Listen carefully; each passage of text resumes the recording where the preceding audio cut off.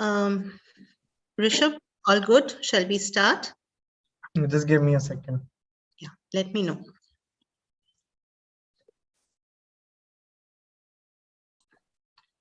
Yeah, so should we start, Shatrapa? Yeah, I'm ready if the others are. Cool. Hi, everyone. Good evening and welcome to this very important discussion by Citizen Matters. My name is Rishabh and I work as a communications lead with Citizen Matters. We are a media organization reporting on critical urban issues, ideas, and solutions for cities. Our topic for today is preventing road crashes. How do we pin collective responsibility for making our roads safer? Before we begin the discussion, a quick introduction to Citizen Matters for all of who may not know a lot about this platform. So we are a civic media platform that serves as a knowledge exchange with insightful reports on critical urban issues, ideas, and solutions for cities. We bring together civic media, data, and diverse voices to help citizens build sustainable, equitable, and livable cities. We provide in-depth information as a part, in-depth information on information and insights on various critical urban issues to facilitate understanding and tools for citizens to become change makers. As a part of our coverage across cities and at a national level, we've also published several articles, opinion, and citizen voices on issues of road safety through the years, and we'll be sharing those links on the chat window as this discussion progresses. Now for some basic rules for the house. I request you to share questions in the chat box. If you're watching us on the YouTube live stream, you can share the question on the chat box there. You can also inbox us on Facebook, Instagram, Twitter. Time permitting, we'll try our best to address each of them. We request everyone, please do not engage in any kind of trolling or abuse during the event. And apart from panelists, I request those who are not participating as panelists to keep their audio and video off during the session. With that, I now hand it over to Shatrupa, our managing editor at Citizen Matters, who will be moderating today's session. Over to you, Shatrupa. Thank you, Rishabh. Good evening and a very warm welcome to all of you. Thank you for joining us on a Friday evening as we welcome a very eminent panel of experts on this very critical discussion, preventing road crashes and pinning collective responsibility for safer city roads. It is my pleasure to host here today Sarika Panda Bhatt, Associate Director in Nagaro and Founder Trustee of the Rahagiri Foundation. We have Ruju Thakur, who's a practicing advocate at the Bombay High Court.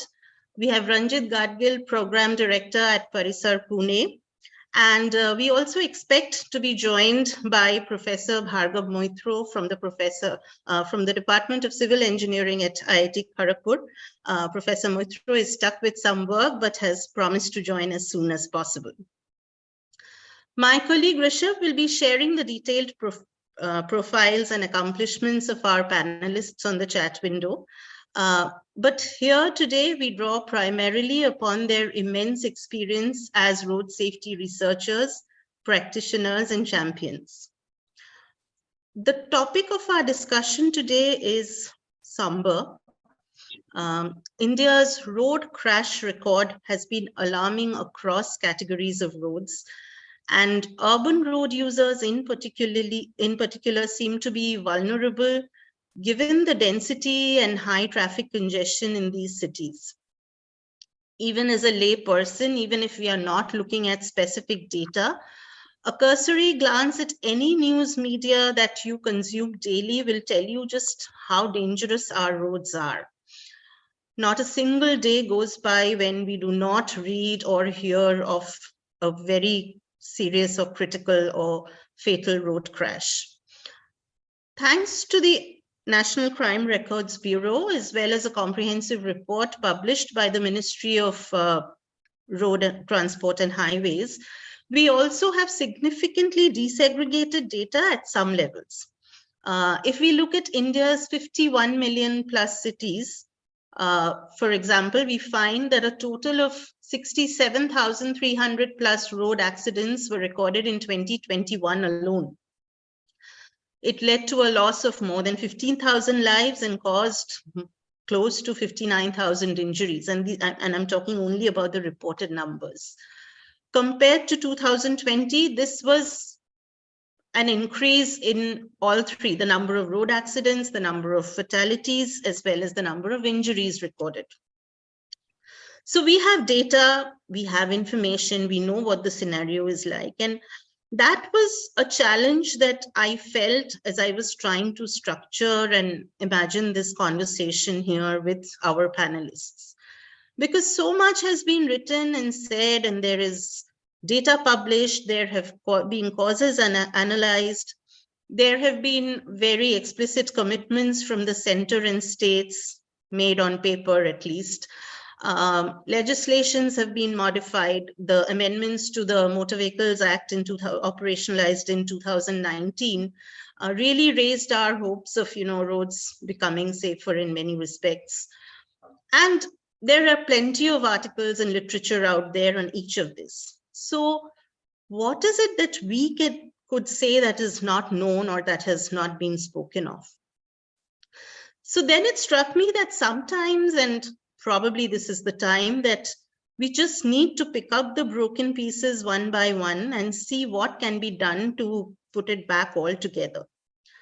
Road crash mitigation, we all know, is a multi-sectoral problem involving multiple players and requiring a multi-pronged approach. Every stakeholder, including us as citizens, has a role to play in this. So then, considering the ground realities, can we arrive at a constructive, actionable agenda for each that will lead to significant reduction of crashes and crash-related fatalities? So that is the lens through which I would like to approach this discussion today. But to get there, we must start at the very beginning. I'd like to invite each of our speakers to begin with some opening remarks and an overview of how they rank the different factors and the different players responsible for our failure to reduce road crashes and fatalities.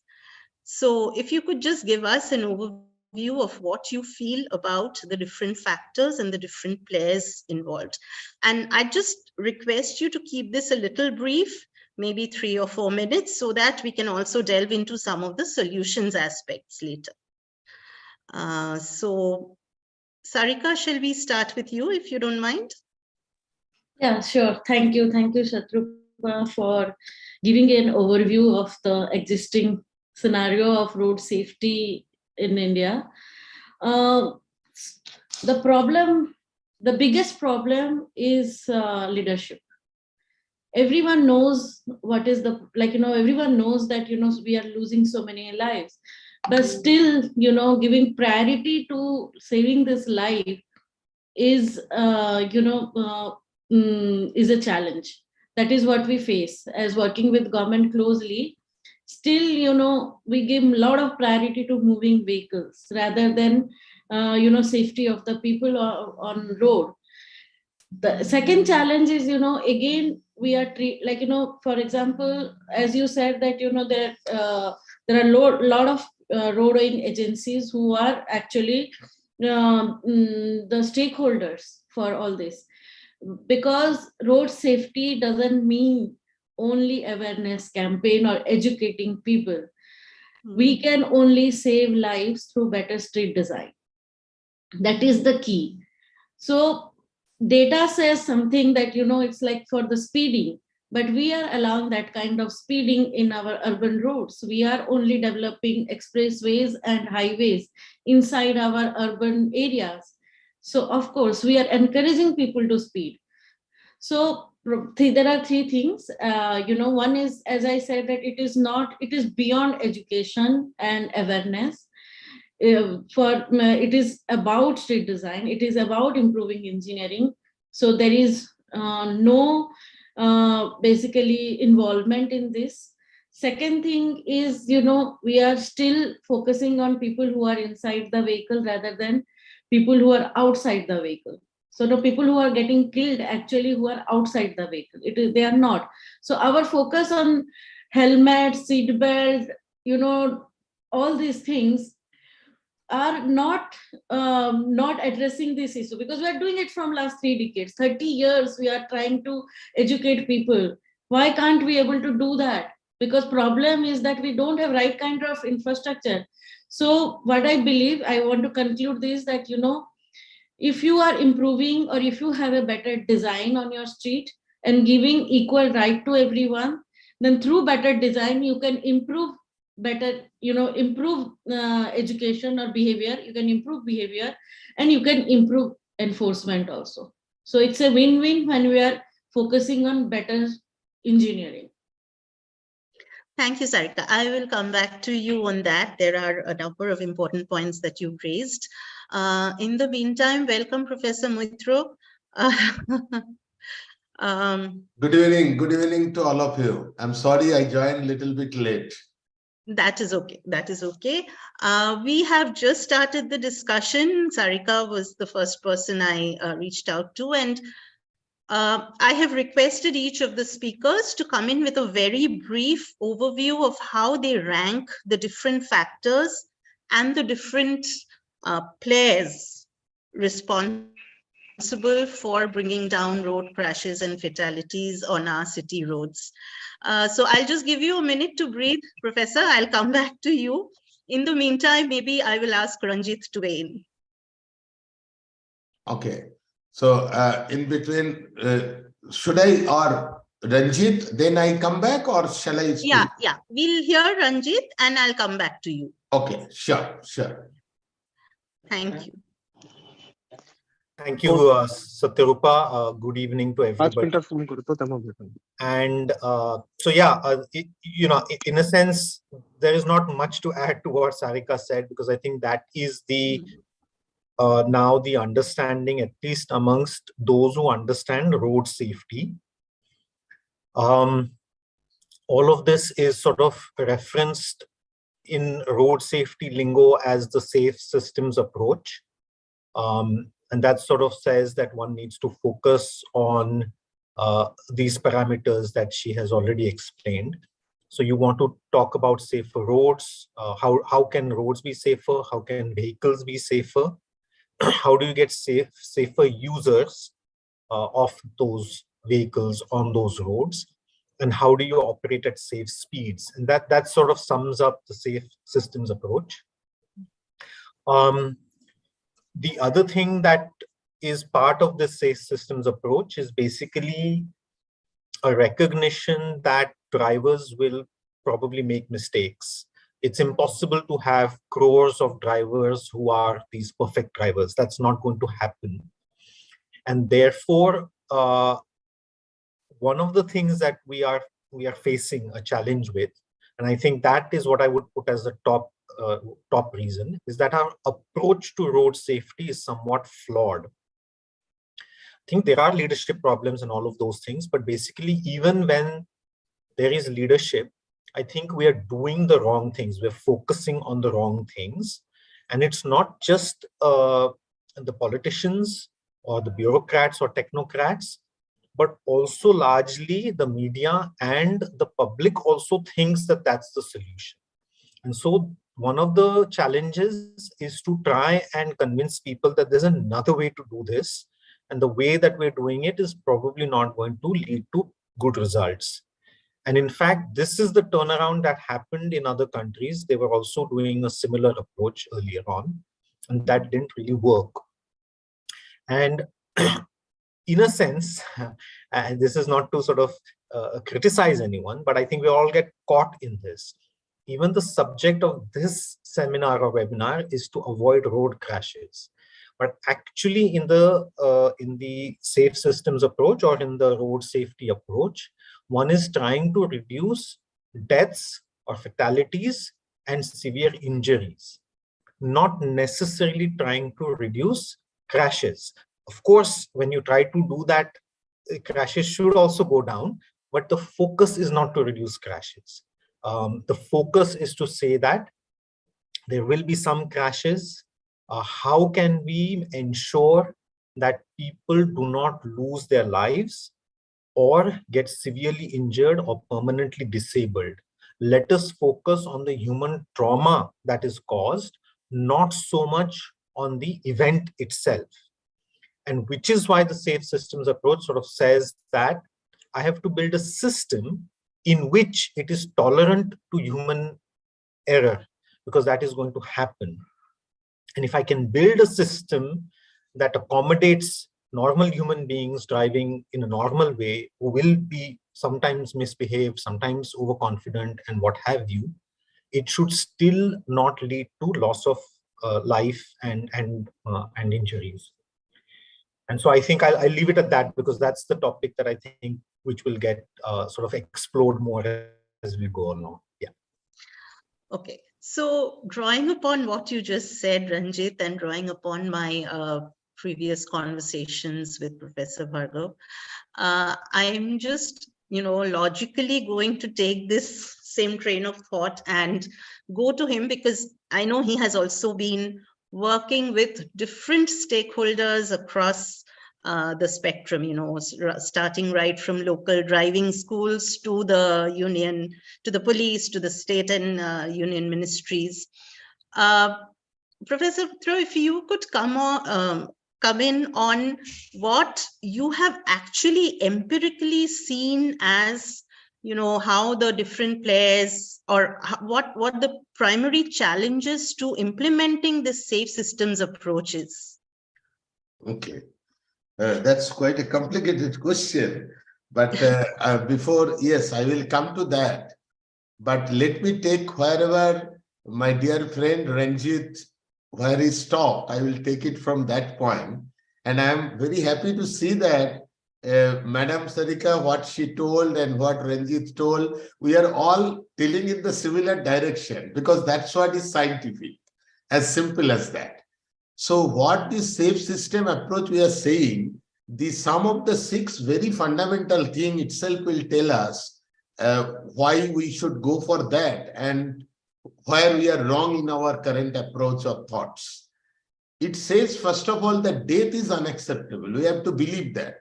We cannot accept, like in a common way, thinking that, oh, so accidents keep happening. Yes, people will die sometimes. It is accident, but scientific community, we say that it is crash. It is not the accident. So that itself is a fundamental deviation. The way you look at a crash and you think it's accident, something happened beyond everybody's control, right? It's you start believing your fate. It is not a fate. Things happen because of some reason. Something are easy to control, something are not so easy to control. But you have to accept that the death is unacceptable. The second is human makes mistake. If you commonly talk to police or enforcement people, a general perception is that drivers, they are horrible. Yes, maybe they are horrible. But let's accept that everybody makes mistake. Each of us who are present here in this forum, we have also done some mistake. We have at some point of time, we have not heard to our parents or seniors or our teachers, right? But not listening to your parents or not listening to your teacher does not mean that death will be the penalty, right? So the third point comes from that humans are vulnerable. We can understand death happens because when you are hit by a vehicle, the amount of kinetic energy which comes, human body probably cannot take that level of kinetic energy. So globally, people are talking about human injury tolerance criteria, that how much a human body can absorb, and beyond which it comes, that means permanent disability will happen or the fatality will happen. And responsibility is shared. All these actually tell what is wrong within our current approach. It has to be a shared responsibility. It's like a team game. Road development agency to enforcement agency to licensing agency to education department to health department. So you cannot say that we failed, not that everything was good with me. No, it is a collective thing. It has to be a collective responsibility, and the teamwork is very important. Like the Team India can only play well when all the 11s are contributing, not just only one player is, making something unusual. And safety has to be proactive, because most cases we are reactive. An accident or crash occur, then we start thinking. The proactive approach is very less. And the last one is the redundancy is crucial. We have to protect it, multiple layers of protection. If the road fails, then the management is there. If the management is failed, then the healthcare is there to take care. And remember that end of the day, when a fatality occurs, it means that every layer and everybody failed. That's why the person died end of the day. And as Ranjit says, our basic focus is on how to reduce the fatality. If we are able to reduce the fatality, number of crash will automatically come down. It is bound to come down. And for that reason, we need to have on all the 5 pillars, safe road and roadside, how to create safer and forgiving roads. I say forgiving roads. You want us to be forgiving in nature. We do something any wrong, parents don't kill the child. So road, the road users are like child. So even if something is wrong with the road user, parent cannot kill that child. So road has to be forgiving in nature. We are building roads, but we are yet to learn how to build safe or forgiving roads. Then the safe speed is one of the very important features. Currently, IIT Kharagpur is focusing heavily on that. We are working on, we have come out with some policy document, which we are worked closely with the government of West Bengal. In fact, yesterday also there was a VC with the Ministry of Road Transport and Highways on this national level document. So IIT Kharagpur particularly is focusing much more on the speed management, which I will come later, little bit detail, maybe I will talk. The other thing is obviously the safe road user. Our driving licensing system has been traditionally very weak. So we are coming out slowly from that. We are getting more stringent procedure, more systematic procedure. But understand that there are lakhs and lakhs of drivers who are already introduced in the system. And it's almost like you have given the permission to use gun without telling how the gun works. So you never know that whether that person can shoot himself or shoot maybe another person also. So how to handle with these sorts of driver is a challenge. And road user education, general road user education is low. The safe vehicle is another pillar. Indian market, a lot of vehicles are coming. But how these vehicles are performing in terms of safety, that is really a question, big question. Not all of them will probably qualify in the crash test and come out with a very good rating. The last but not the least is the efficient post-crash care, right? We are yet to see that vast majority of the road, probably we are nowhere in a position even to transfer the accident victim to a nearest hospital with the help of an ambulance within the golden hour. Ambulance availability is an issue. And where you shift, probably, hardly there is any, specialty care available for this kind of accident victim. So there cannot be any single tablet. It has to be in all directions because the problem is multidimensional. But if something can be like an easy way, we are making commitment. I see that speed is the only management, speed management is the only thing which can, even with all the deficiencies in the current system, still can help us to reduce the fatality in short period of time. Thank you so much. I think I will stop here in this round. Yeah, I will come back to you on this, especially on the speed management aspect. Yes. But before that, based on whatever our 3 speakers have said, I'm just going to pick up a few points that have stayed with me. One is about roads being safe and forgiving. The other is about the quality of, drivers and the capacity building of drivers. And thirdly, even, speed management or speed calming interventions. Ruju, you come at this entire problem from a very different angle. I mean, I think you have a legal perspective on this. So I would want to know from you, what is the role that law and implementation of legal rules can play in each of these?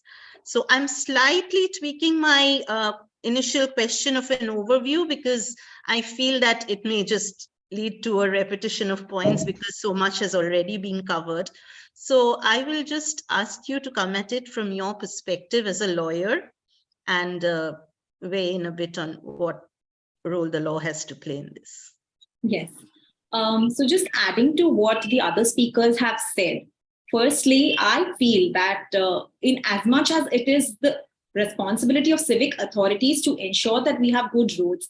It is equally, I mean, tali ek haath se nahi bajti. So it is equally the civic responsibility of all us citizens in that sense, or even residents, to drive safely. Because see, if we just say that if there are children and parents, for instance, the other speaker gave that, we can't draw an analogy here, because these days we see, in fact, on urban roads, when we are driving, there are bikers. Pillions do not wear helmets. There are children who are sitting between the pillion rider and the main rider. And the child is just simply, drooling because the child is like tiny and sleepy. In terms of youngsters who are literally drinking and driving, not understanding what the responsibility per se is. The recent accident which the entire nation was talking about with regards to Cyrus Mistry, both the passengers sitting on the seat behind were not wearing seat belts. I mean, all these are factors which you just can't attribute to bad roads. Of course, bad roads are there in the country, and I have myself been working on ensuring that all of us get good roads since 2015. I have been, contributing to that cause. But having said that, and now coming to your question with regards how important is law in that sense, I would say it is extremely important, because we have all these acts in place. We have the Motor Vehicles Act to, ensure that citizens are not, in that sense, becoming unruly. We have of course, to fix accountability on contractors or on civic authorities, we have all these acts of municipal corporations. For instance, in Mumbai, we have the BMC Act for roads which are covered, because there are several players in this. Not even in Mumbai, roads are, in that sense, what do I say?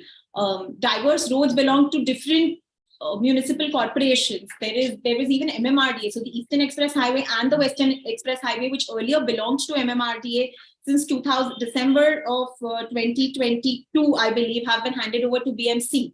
So even in terms of the national highways, which belong to generally, you can't, there is accountability which comes of the concern of the center government. So there is center and the state. And in this state also, there are several other players which come into picture. So every act has a specific role to play.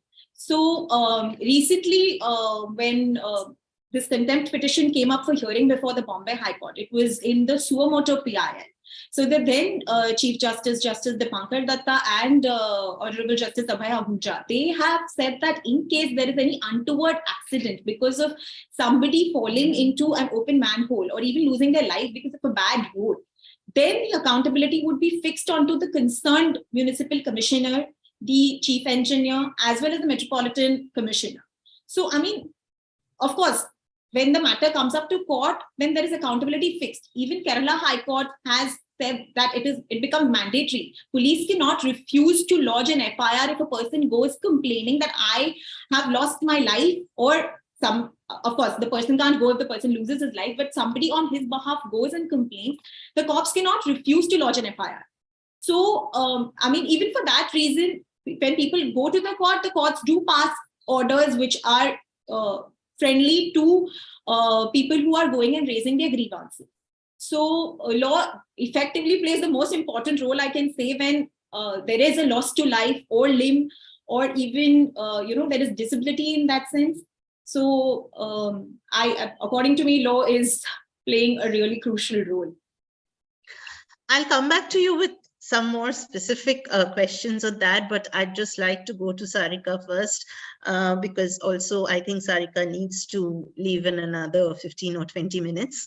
So Sarika, you have been very closely involved with the erstwhile, I think now, the Haryana Vision Zero program, right? So if drawing upon the points, I mean, I'm combining both approaches to this, one from the enforcement or legal angle, and the other from the safe systems approach. Combining these two, what were your learnings from that entire initiative? If you could just briefly tell us about that initiative, what worked, what didn't work, and if you have any major learnings from there. Sure. So the Chief Minister of Haryana, Sri Amal Khattar ji, launched this Vision Zero program in 2017. So we worked in that program for 3 years pre-COVID, but still we are working on the Gurgaon Vision Zero program. Vision Zero is the same thing, the safe system approach principle, where we say that safety first. And the four principles of Vision Zero is basically, it's everyone's responsibility, from the road owing agency to the road users. Everyone has a role to, from law agency to, motor vehicle, companies who build motor vehicles. So everyone has equal responsibility. Then third is, everyone is accountable for, it's basically for the government departments. So these are the principles we worked on this Vision Zero program. So I must say that we had really great results. In this 3 years time, we were able to save some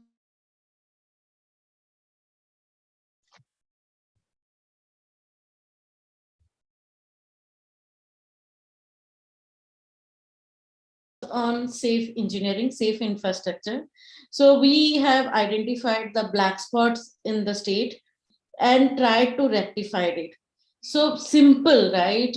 If it is a black spot where so many crashes already happened, deaths already happened, so many injuries already happened, it cannot be human error. It is an engineering problem. So, and unfortunately, 50% of our road deaths in our country or crashes happens in these black spots. 50%. And we are talking about global goal, right? Reducing 50% by 2030.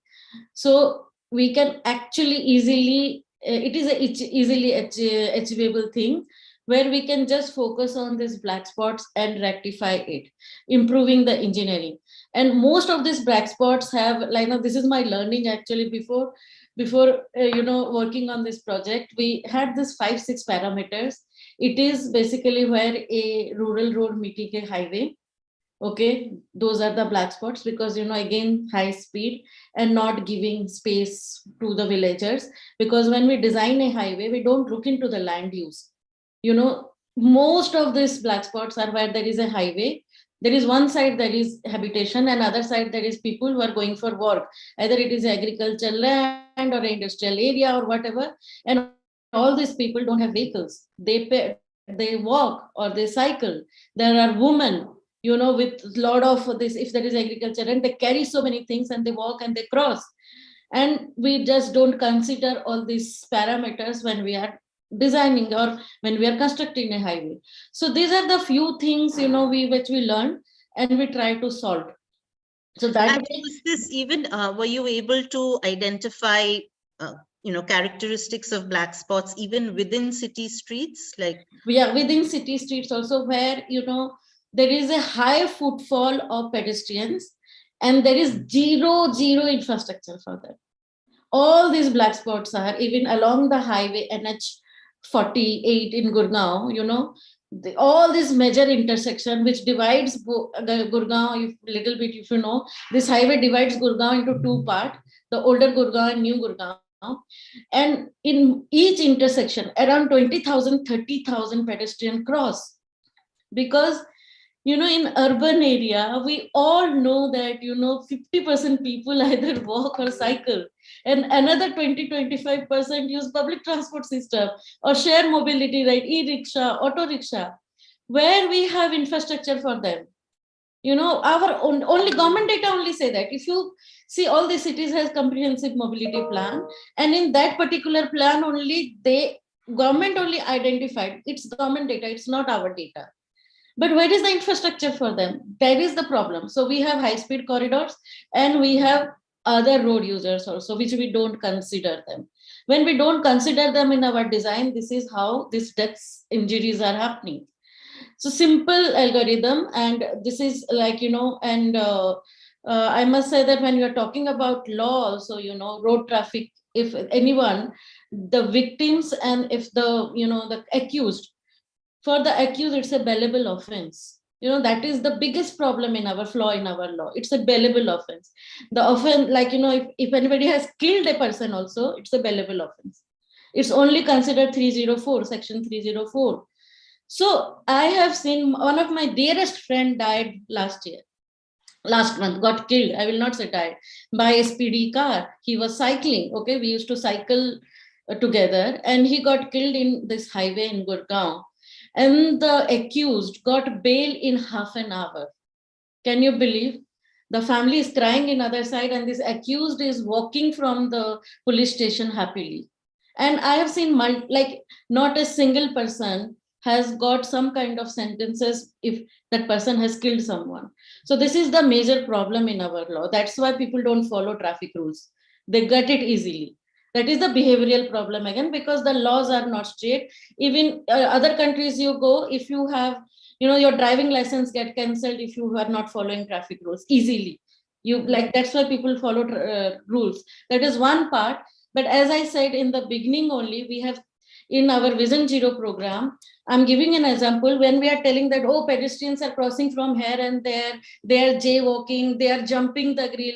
What we have done, that solution before we intervene in these black spots, because a lot of pedestrians crossing and the high speed vehicle are coming. What they did to stop the pedestrians to cross in that point, they put this high grill on the highway. But these people will cross, right? It is their only source of livelihood. They will cross. If they are dying also, they will cross in that. But they're jumping the grill. Then who is the problem? The pedestrians are the problem, not the vehicle, right?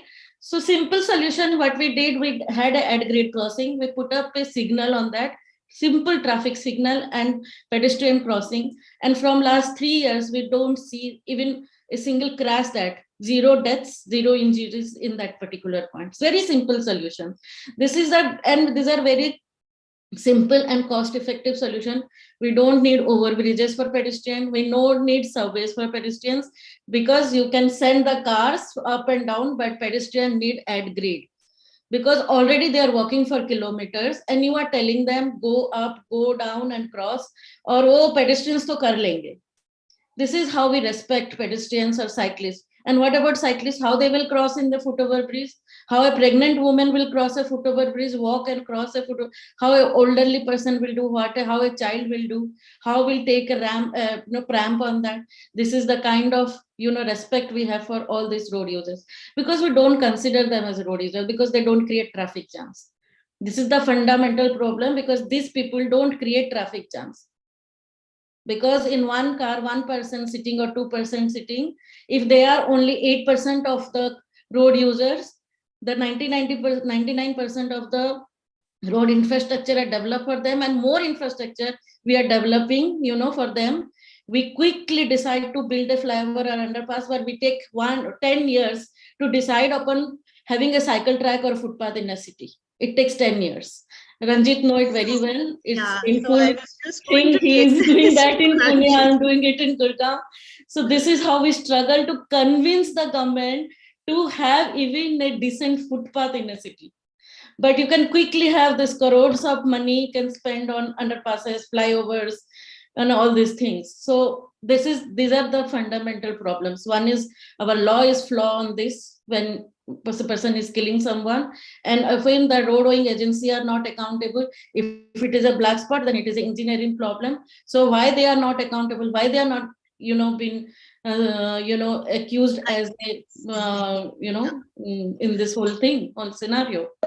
So Sarika, you have raised a number of, you've shown, told us about some very good examples, and there seems to be a lot of knowledge around this. Ranjit, I'm going to ask you, Professor Moitro kind of parried my question in the last round, but I'm going to take that to you and ask you whether, where there is already so much knowledge and where we know what exactly is a safe systems approach, what is not working, the insights from a program like the Gurgaon Vision Zero or Haryana Vision Zero. But we are unable to see any results on the ground at a at a scalable or at a larger scale. So what is your experience in Pune or in other cities about implementation of the safe systems approach? If you could just tell us a bit about that. And where are the authorities involved? What is the liability of the authorities here? So one of the things that we've noticed, and I think everybody will share that experience, is that we don't really have road safety experts embedded within our government system at all. And so a lot of the decisions are being made either by, say, politicians or bureaucrats who are not at all familiar with these concepts, quite honestly. So in a sense, you're right in saying that there's all these people who are talking about this, and you would hear the same things at any road safety conference, but these are not the places where you will find the people who matter going there. And we've seen this with other civic issues, right? I mean, you have a commissioner who comes to the city, comes from somewhere else, and then you have to start from scratch, things that Sarika is talking about. Just when you've sort of convinced one officer that pedestrians are important, you don't want to build footbridges, he goes, somebody else comes, and it's again back to zero. So in a sense, what we're finding on several issues, but road safety is also the same, is that there's very little progress because this knowledge isn't embedded within the institution itself. And in order to address that, one really has to do two things. You have to build institutions within the departments that focus on safety. So for instance, we talked a little bit about holding contractors responsible for safe roads. And I'm going to disagree a little bit in saying that I don't think that post facto punishment is necessarily where we need to be heading. One has to think about, okay, if you're building a highway or a rural road joining a highway, who and what is the process for making sure that that safety is happening? Who does the safety audit of that? Is that embedded within the procedures that need to be followed? Does somebody have to do an audit? Does that audit report have to be put out? Does somebody have to vet it? Once these requirements come in, and this is where, even though we have a fairly decent law, it's on these aspects that we're actually missing out some critical pieces. And one finds that in other countries, these things are embedded within their systems. So even road safety audits, Bhargav talked about the need for being proactive. A black spot is essentially declared after people die. And a safe systems approach is saying, wait, I don't want people to die before I declare it to be a black spot and then fix and rectify that. I want to be able to tell beforehand. And that's possible. That's what road safety engineers can do. They can look at a stretch of road and tell you beforehand that this is going to be a problem. I don't need people to die before that happens. But are road safety audits mandated if I'm going to construct any road, whether it be an urban road or a highway? And the sad fact, it isn't. And so we're talking about punishing people, but we don't actually have the system in place to make sure that that happens. And so in a sense, if we don't have this, if we don't have road safety experts built into our system, we're going to keep going around in circles. And one of the reasons why it doesn't happen, and other part of the question, that suppose I go and talk to somebody and say, I think this is what you should be doing. Here's the data, here's the evidence, here's the international evidence. Often road safety conflicts with other goals that the authorities have. And so no matter how much people say that it's important to save lives, it's actually not true. The traffic police would rather, and Sarika sort of alluded to that, would rather make sure that the traffic moves. And if that means that the safety of a pedestrian or a cyclist, or quite frankly, even the motorist is being compromised, they're saying, well, at one conference, somebody told us, you have to find a golden mean. And I don't know what the golden mean between safety and moving traffic is. And I asked, is 10 people dying the golden mean, or is it 5 people or 20 people, and who decides? And I think that's why this term Vision Zero is important. I mean, like Sarika said, it's still safe systems approach, because the golden mean should be 0. It can't be 5 people is okay to move traffic. And I think that's where you come up with this. Same thing with licensing. Everybody knows that our licensing is absolute sham. I mean, the minister himself has said this on the floor of the parliament. So I will not be saying anything that he has not said. And yet every time you talk to licensing authorities saying we need to fix this system, it's not practical. If we decide to license people the way Germany and Japan and everybody else does it, we wouldn't be able to clear our backlog for months.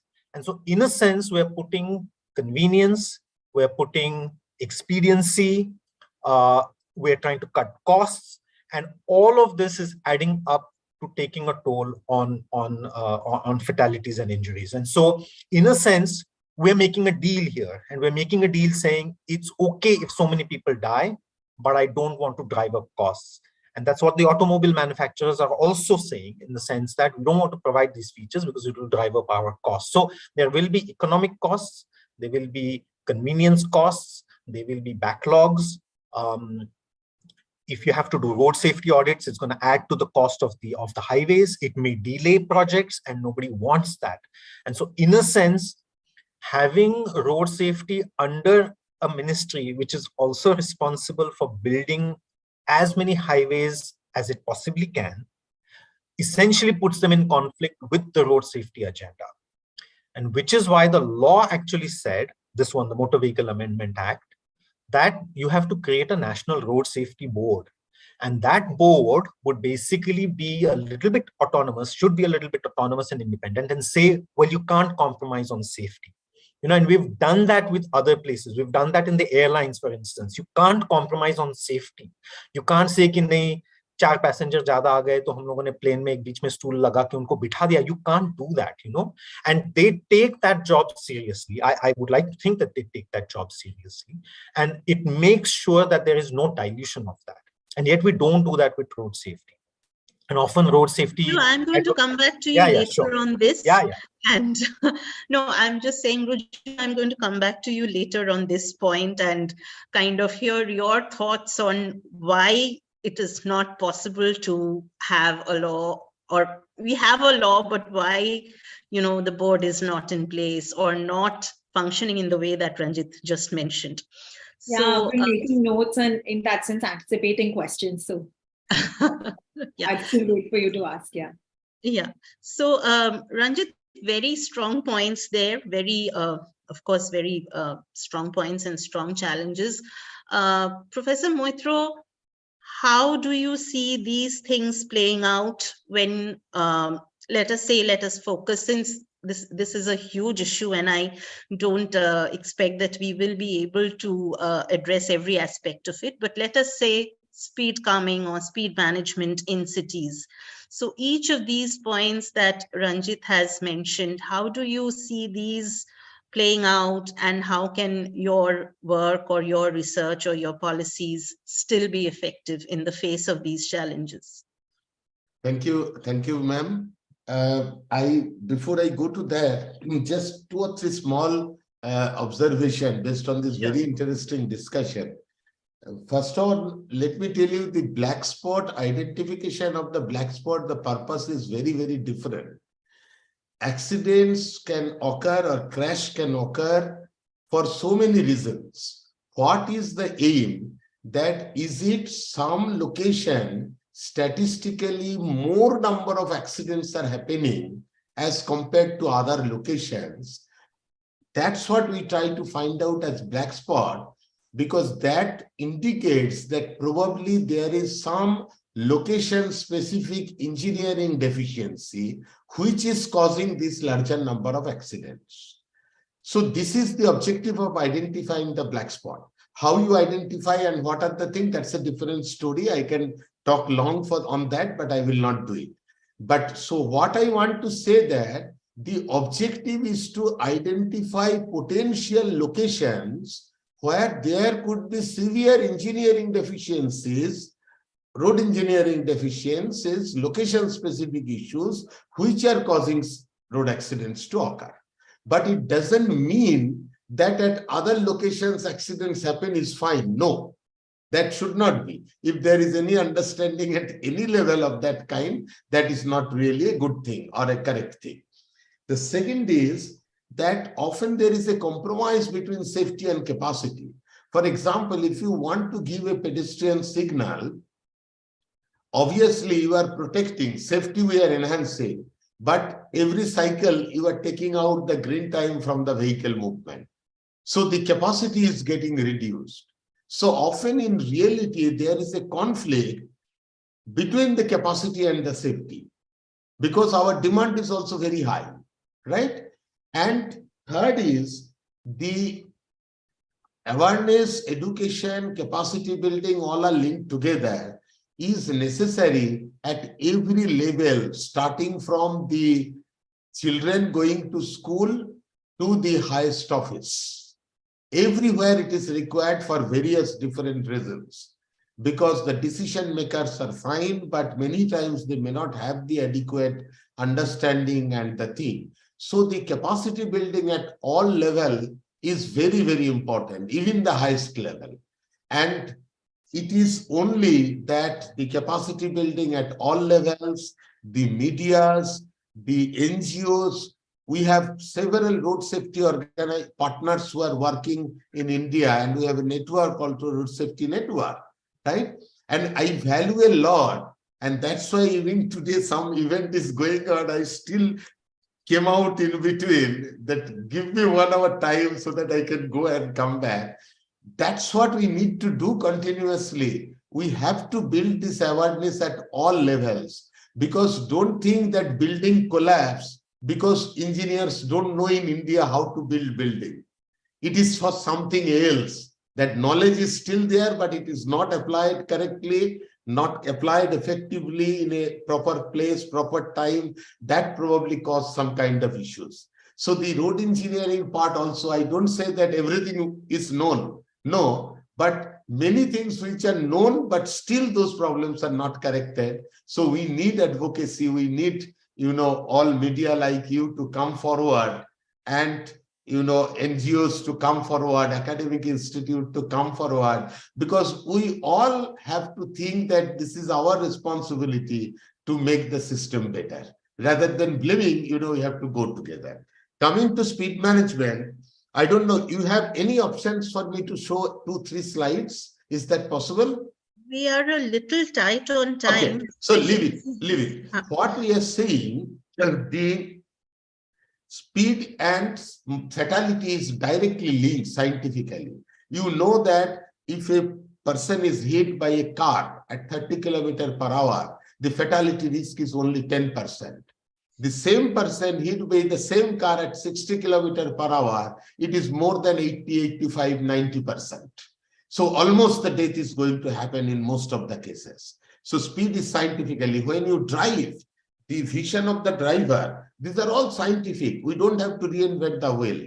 You can see larger portion of the road if the speed is lower. If the speed is more, the vision will come down, narrow down like this. So what happens? In our thing, the highway is widened, but the school remains as it is, market remains as it is. And many cases, nobody knows that there are schools. I can tell you, in a 100-kilometer stretch of road in West Bengal and National Highway, there are hundreds of schools within 1 or 1.5 kilometer catchments. Now those children are still crossing a 4-lane or 6-lane road. So that means our road development, what Sarika madam said, I took that point, that equity in transport. We have been too much biased towards motorists. And till today, to engineers, road development means making a good blacktop surface for the motorable cars user. We have to come out of that concept. It is not a criticism. Don't think it is a criticism. The one day is over, 400 plus deaths happen every day. So it is not a criticism, no scope of criticism. But we have to correct the approach. Road is for all road users. Making a good road and a good transportation system is altogether different thing. So under all such kind of deficiencies, most importantly, infrastructural augmentation, correction, what madam said, that the bus stop is there. Say, for example, highways we are building, there are several bus stops. And people aged people, elderly people, children, all they have to cross the road. Because if they want to take a bus, they have to cross a road. One time they have to cross. How they will cross? Is it only the number that is important? Maybe 20 people in a day are crossing, but just imagine they are exposed to high-speed traffic. So the whole idea, what I would try to say, that as long as we are not able to augment our infrastructure to that level, where it is not for the motor vehicle users alone, but also for all road users. I see you go to the rural area, so many villagers, they use bicycle on road, right? Because they have to come to the main road, travel 5 kilometers, 10 kilometers by bicycle, then they again go to village or go to work, right? Now you are widening the road, the speed is increased, but there is no provision. Still the bicycle is using the same road. And now if the bicycle is hit by a vehicle, he is hit at a much higher speed. So the fatality risk is much higher. So the whole idea is the speed management. If we can do effective speed management, wherever it's necessary, we can certainly bring down the fatality and also reduce the number of crashes. So while we are in the process of augmenting our infrastructure, while we are in the process of educating people, how to use better road and bring all other infrastructural and all other larger changes.